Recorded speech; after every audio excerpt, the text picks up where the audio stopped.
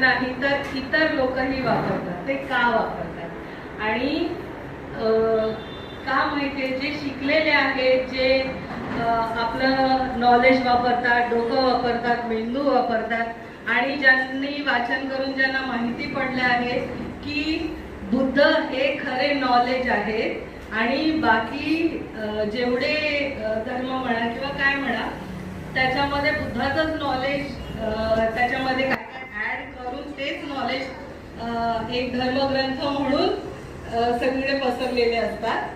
तर आपण जेव्हा इंटिरियर मध्ये आपल्या बुद्ध वापरला म्हणजे आपलं इंटिरियर आपल्या घराची लेवल ही इंटरनॅशनल लेवल झाली आहे हे सगळ्यांना वाटते, म्हणून तिथे बुद्धाचा इंटिरियरचा भाग म्हणून ते वापरतात.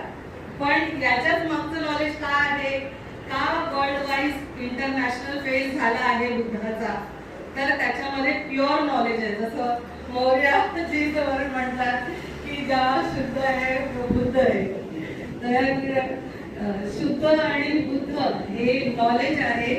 आणि एक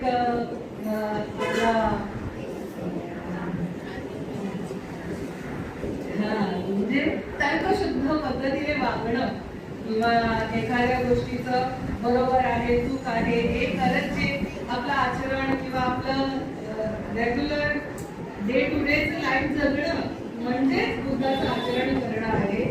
आणि अगदी ब्राह्मण जरी म्हटलात तरी जे ब्राह्मण पण जे शिकलेले आहेत किंवा नॉलेज घेण्याच्या मागे आहेत ते लोक हिंदू धर्म सोडतायत आणि बुद्ध धर्माचं आचरण करतात आणि बुद्ध धर्म स्वीकारतात आहे. म्हणून आपण मागे नाही जेव्हा आपण खूप प्रगतीच्या मार्गावर आहोत आणि आपण ह्या प्रगतीच्या मार्गामध्ये आपला पण हातभार लावूया आणि सगळ्यांनी एकत्र येऊया. थँक्यू.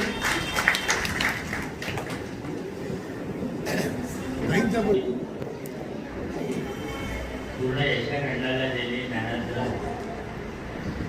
असं ते बुद्ध, त्यामुळे पूर्ण जगभरात त्यांची ती तशीच एक प्रतिमा आहे. आणि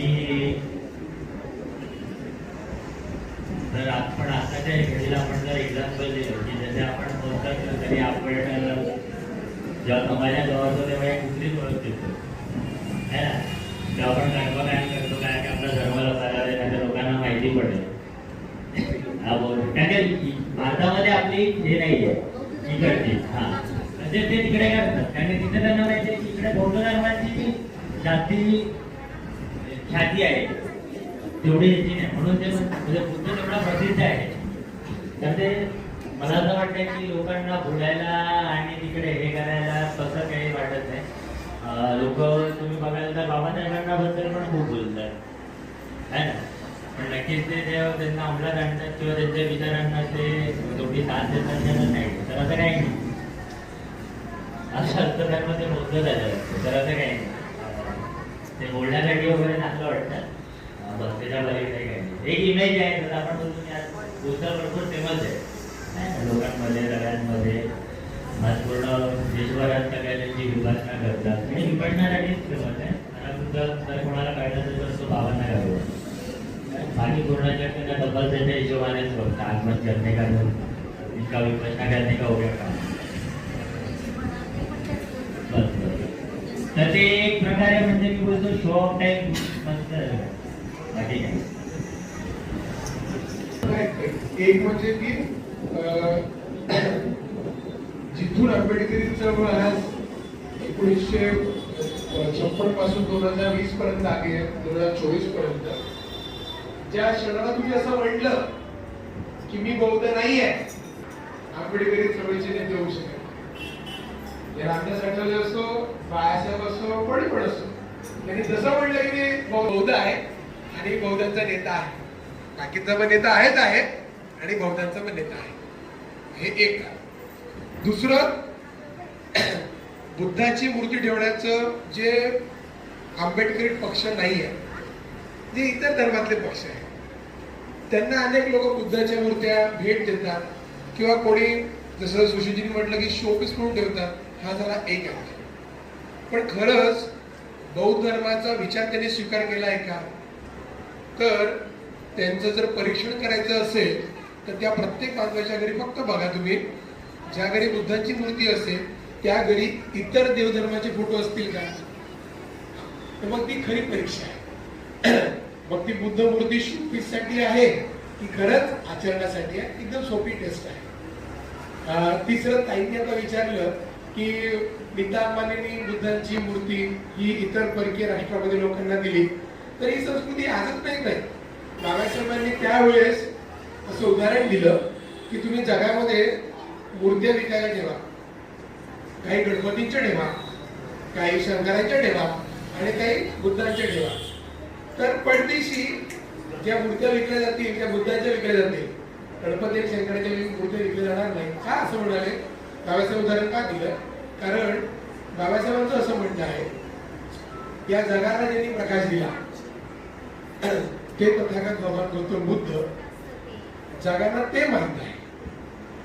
ज्या जगाला प्रकाशमान केलेले बुद्ध त्याचे वेगवेगळे स्वरूप जरी आता झाले असतील, विपश्यनावाले म्हणा किंवा शांतीचा संदेश देणारे म्हणा, ते जगाला माहिती आहे. बाकीचे जे सर्व धर्माचे प्रचार आहेत हिंदू धर्माचे, ते जगाला माहिती नाहीये. जे काही लोकांपर्यंत पोहोचलेले आहे, आता RSS संघ प्रचंड ताकदीने काम करत आहेत. ते लोकांना सांगतायत जगातली पहिली प्लास्टिक सर्जरी जर झाली तर ती गणपतींची झाली, असं ते प्रचार करतायत. पण या सर्व याच्यामध्ये जो शेवटी सरांनी मुद्दा मांडला सुशीलजींनी की कुणाची रेष मोठी होईल त्याच्यावर सर्व धर्म. म्हणजे बाबासाहेब असं म्हणाले, तलवारीच्या धारेसारखं धारदार आचरण करणारे 5 बौद्ध जरी असतील तरी भारत बौद्ध होईल आणि जग बौद्ध होईल. त्यामुळे इतर लोकांनी काय प्रसार करायचा त्यापेक्षा जास्त महत्वाचं आहे आम्ही आचरण विसरतो.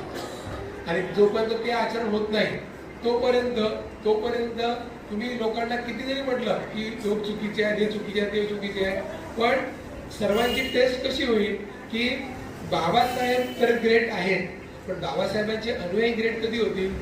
जर ते त्या तत्वाचं आचरण करतील. अदरवाईज तुम्ही ग्रेट कधी होऊ शकत नाही. बाबासाहेबांना ग्रेट करायचं काही काम आहे का? बाबासाहेब ऑलरेडी ग्रेट आहे. बुद्धांचं नाव ऑलरेडी जगामध्ये आहे. ग्रेट कोणाला व्हायचं आहे? लोक म्हणतात ना, आम्हाला बाबासाहेबांना त्यांची उपकार आहे त्यामुळे परतफेड करायची आहे. आम्हाला आमच्या जीवनाचं सोनं करायचं आहे म्हणून आम्हाला या धर्माचे आचरण करायचं. बाबासाहेब तुमचं ऑलरेडी ग्रेट आहे, ऑलरेडी जगात त्यांना लोक ओळखतात. त्यांच्यावर उपकार करण्यासाठी काम करू नका, तर स्वतःचा उद्धार आणि आपल्या सोबत समाजावर उद्धार करण्यासाठी कार्य करा. ही मुळात भूमिका आहे. तर त्या प्रश्नाचं उत्तर द्यासाठी मी सुशीलजीकडनं म्हणजे परवानगी घेतली उत्तर देण्यासाठी. Thank you so much. मेरा नाम उमेश साकेत है और मैं मस्जिद बंदर से आया हूँ. मैं फिनो बैंक चलाता हूँ मस्जिद बंदर में, और साथ ही साथ बहुजन हिताय बुक स्टोर के नाम से शॉप चलाता हूँ. हमारा जो काम होता है, हम हर घर बुद्ध की पुस्तकें, बाबा साहब की पुस्तकें, संविधान और जितने भी हमारे महापुरुष हैं उन सभी की पुस्तकें हम घर तक पहुंचाते हैं. और ये सब कुछ व्हाट्सएप के माध्यम से होता है. केवल हमें लोग मैसेज करते हैं, अपना नाम पता एड्रेस देते हैं और हम उन्हें केवल डिलीवरी चार्ज लेके उनके घर तक पुस्तकें पहुंचा देते हैं. ये काम हम कर रहे हैं. और नंबर अगर हिंदी की ओर, अभी फिलहाल हमारे पास हिंदी में है तो हम लोग अभी हिंदी में भेज रहे हैं, और मराठी में भी अगर अवेलेबल होगी तो हम मराठी में भी लोगों के घर तक भेजेंगे. और बहुत सारी किताबें व्हाट्सएप पे अवेलेबल है. अगर व्हाट्सएप नंबर अगर सबको चाहिए होगा तो मैं नंबर बोल देता हूँ, आप नोट डाउन भी कर सकते हैं. 9833-788-645 9833-788-645. इस नंबर पे आप अगर हाई भेजेंगे तो हमारा जो ऑटोमेटिक जो मैसेज है वो आपके नंबर पे आ जाएगा, और हम जो भी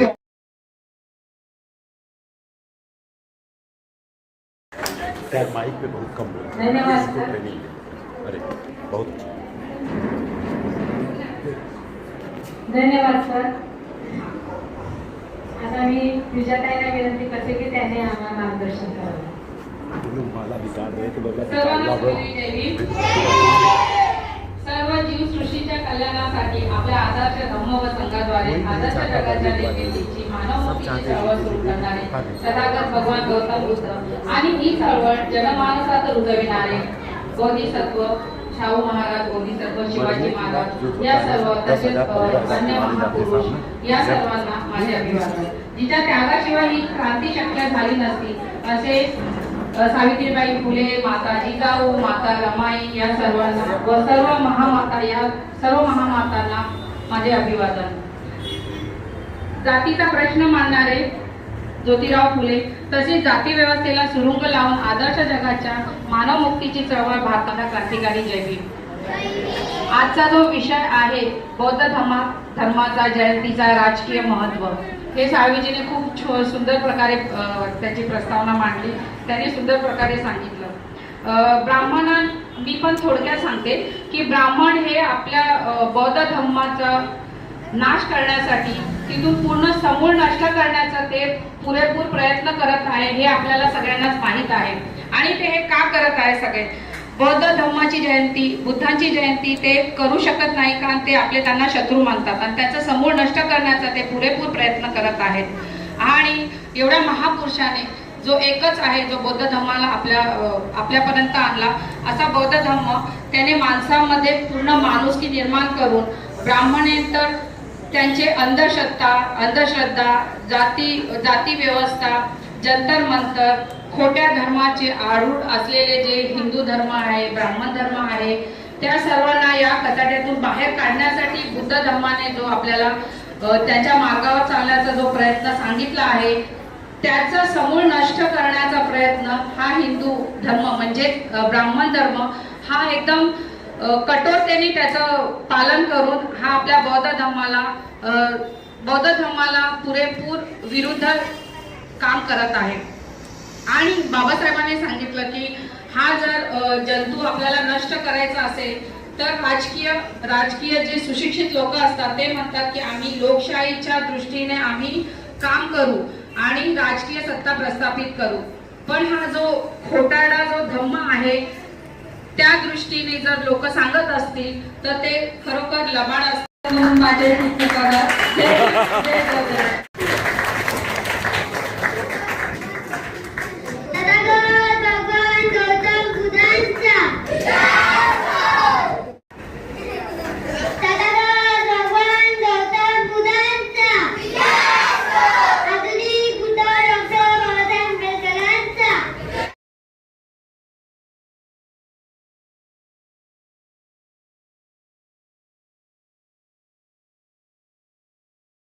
और इनकी माता जी गाँव में है, उन्होंने बड़ा भाई सम्मान करते पर ताली बजाइए माता जी के सम्मान में भी छोड़ दिए।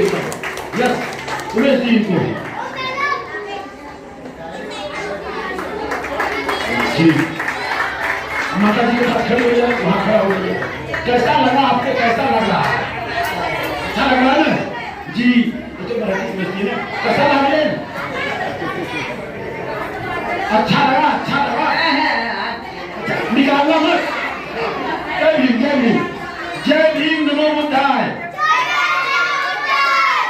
थैंक यू, निकालना नहीं है, घर पे जाना है इसी।